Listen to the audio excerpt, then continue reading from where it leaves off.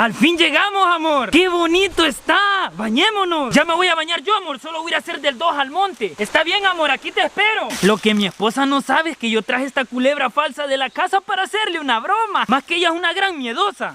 ¡Uy, qué helada está! Así se le va a hacer el pajarito a mi hombre. Amor, mira, una culebra. ¡Ay, no! ¡Se cagó del miedo! ¡Amor!